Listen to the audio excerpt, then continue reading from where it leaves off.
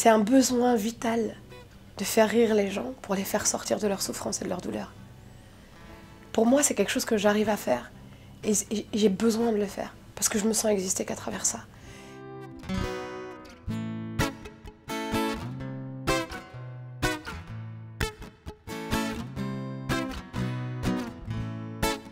Il raconte toutes mes péripéties, mes aventures un peu aux quatre coins du monde pendant les 10 années où j'ai tourné avec le premier spectacle.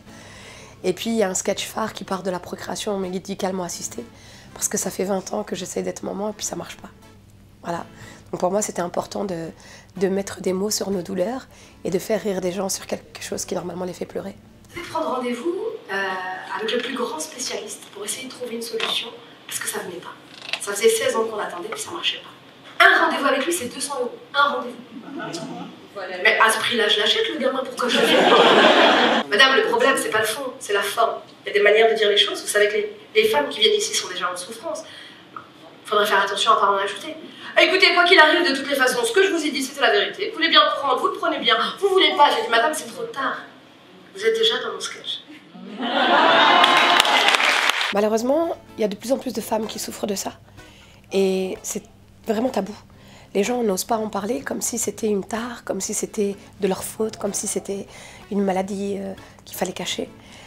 Parce que dans l'inconscient collectif, que ce soit en Afrique ou en France, on a l'impression qu'une femme qui n'enfante pas n'est pas une véritable femme. Un homme, pareil. Et du coup, quand j'en parle sur scène, ça fait écho chez beaucoup de gens et ça délie les langues. À la sortie du spectacle, les femmes viennent me voir en me serrant dans leurs bras et en me disant merci d'avoir parlé de tous ces moments douloureux que nous, on peut traverser et que personne ne peut comprendre. En mettant des mots sur les douleurs, en expliquant aux gens ce qui se passe dans nos têtes avec l'espoir, avec l'envie, avec la peur, avec la déception, avec toutes ces étapes, eh bien chacun s'identifie, chacun se reconnaît peut-être un peu et chacun finalement fait preuve d'empathie. Et c'est une manière de réconcilier tout le monde.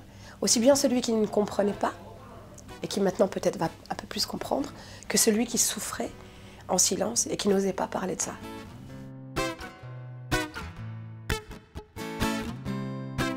Mes parents sont de la Tunisie, de l'île de Djerba, mais moi je suis née ici et j'ai grandi ici.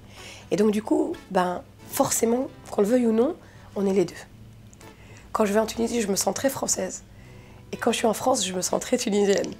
Et c'est important pour moi de parler de cette double culture et puis de faire le lien entre les deux et peut-être d'expliquer comment on ne se sent pas à notre place finalement ni ici ni là-bas et qu'on aimerait être à notre place et ici et là-bas et que finalement on a cette espèce de besoin de reconnaissance. C'est bizarre en fait, plus le temps passe, plus je grandis et plus je suis reconnue surtout par les Tunisiens. En France, il m'a manqué un peu la considération que j'aurais toujours rêvé avoir de par mon travail. Parce que j'ai l'impression que quoi que je fasse, il y aura toujours une espèce de plafond de verre que je n'arriverai plus à dépasser. Et là, les voyages ailleurs m'ont ouvert d'autres portes. Et j'ai rencontré par exemple des Tunisiens partout à travers le monde qui sont fiers que je sois d'origine tunisienne et qui me mettent en valeur. En me disant « Oh, la fille de notre bled !» Mais des Français qui m'ont dit ça, j'en ai pas vu beaucoup.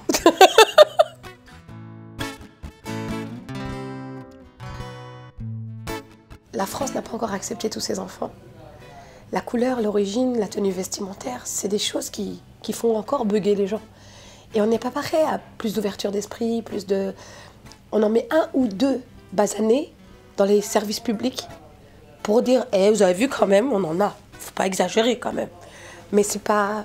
C'est épuisant. Par exemple, si moi je veux jouer dans un rôle au cinéma, on va me donner celui de Fatima, pauvre femme voilée, battue, soumise, mariée de force avec son cousin. Ce sera toujours les mêmes clichés, ce sera toujours...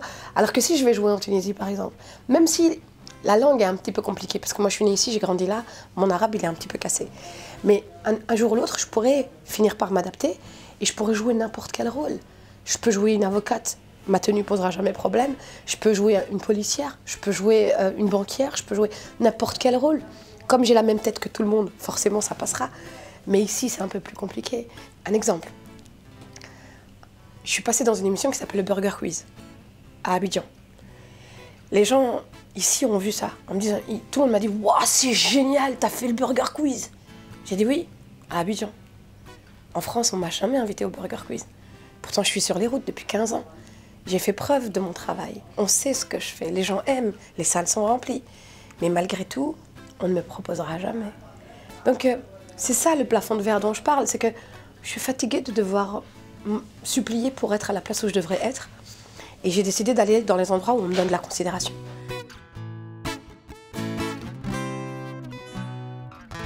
L'humour, il sert à dédramatiser.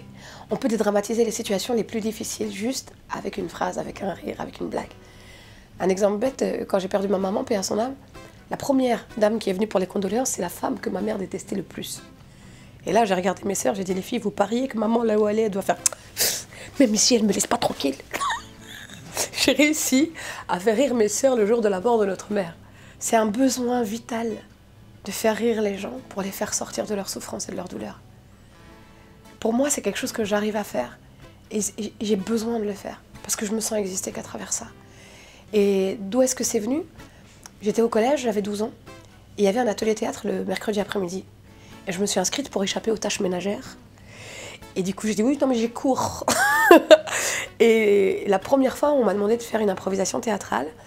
Le thème, c'était mon chéri vient de se faire renverser par une voiture le jour de mon anniversaire. Il fallait jouer ça.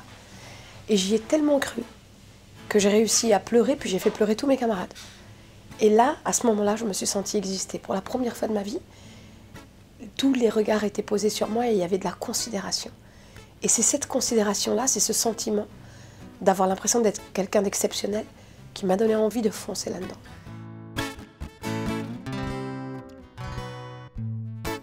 Avec l'humour, on peut tout dire, on peut tout faire passer. Et moi, je me retrouve dans des milieux que j'aurais jamais imaginés, juste parce que je suis censée être drôle. Je suis allée jouer en prison, je me suis retrouvée avec des femmes détenues que j'ai fait rire, et après je joue devant des ambassadeurs, ou alors je me retrouve devant le président de la République. Et si on m'avait dit ça il y a 20 ans, j'y aurais jamais cru, je me serais dit c'est impossible. Mais pourtant, j'ai réussi à intégrer tous ces milieux-là, et du coup, je fais une véritable étude sociologique, en réalité. Je regarde la société, je prends les travers de chacun, je les raconte avec du rire, avec de l'humour. Je mets le doigt sur ce qui ne va pas. Et puis, ça fait rire tout le monde parce que chacun se reconnaît un petit peu. Donc, oui, c'est une manière de faire avancer la société, je pense, de la critiquer, de dire ce qui ne va pas. Ça permet à chacun de pouvoir réfléchir et de se dire « Oui, c'est vrai que j'ai tendance à avoir ce comportement-là, peut-être que c'est pas forcément une bonne chose. » Comme l'histoire de la procréation médicalement assistée. Toutes ces femmes qui ont des enfants facilement, et qui, chaque fois qu'elle vous voit, pose la main sur votre ventre en disant « Alors, ça y est, il y a quelque chose là-dedans ?» Moi, je disais « Ouais, du gras. » Mais c'est bon, arrête de poser la question. Le jour où ça viendra, t'inquiète pas, tu seras la première à savoir. Je t'appellerai, t'auras le scoop. Mais arrête de me poser la question, c'est usant à force. Quand toi, ça fait 20 ans que t'attends, et que tu vois ces gens-là même tous les 2-3 mois, et qu'à chaque fois, on te pose la question, à un moment donné, tu dis hey, « Comprends. »